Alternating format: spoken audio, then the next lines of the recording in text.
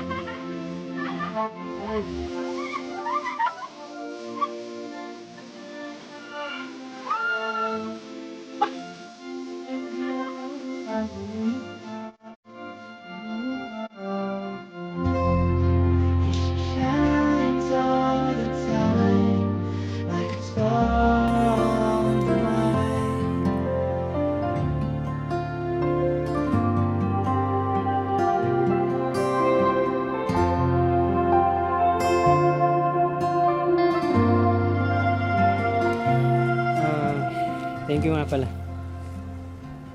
Wow! Akala ko hindi mo nagagawin. Hindi, actually, pinag-iisipan ko pa kung deserve mong mapasalamatan after lahat ng ginawa mo sa akin ng nakaraan.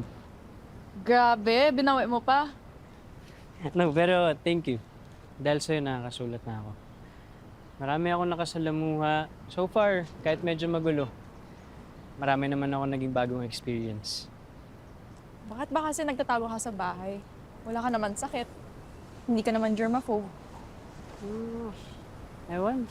Natatakot lang siguro. Mag-isa na lang kasi ako sa buhay. Ano connect? Noong 2020, sunod-sunod na matay yung mom, dad, saka little brother ko.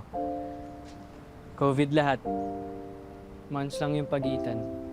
After nun, nagsunod-sunod naman yung malas. Outgoing ako dati. Mountaineer, beach bummer, story gatherer. Bira ako sa bahay dati. What happened? Siguro dahil sa sunod-sunod na kamalasan, naging reclusive ako. I made a decision na kung di ako lalabas ng bahay, baka mabawasan yung chance na mapahamak ako or worse, mamatay. Feeling ko kasi the world is out to get me. Alam mo, kahit paano, parehas tayo. Trying to survive in this world na laging 50-50 lang ang chance. Kaya ako, I use charms, crystals, and zodiac signs. Para kahit paano, mabawasan ang kamalasan. Teka, Aquarius ako, so ano ka? Libra. Compatible ba yun? Sa dami nating kamalasan lately, sa tingin mo. Pero alam mo, di naman ako naniniwala sa mga zodiac na yun.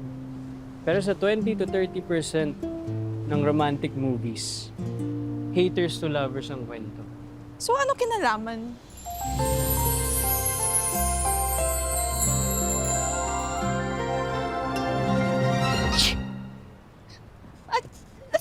Sorry! Sumakit yung pakiramdam ko. Sorry. Okay ka lang?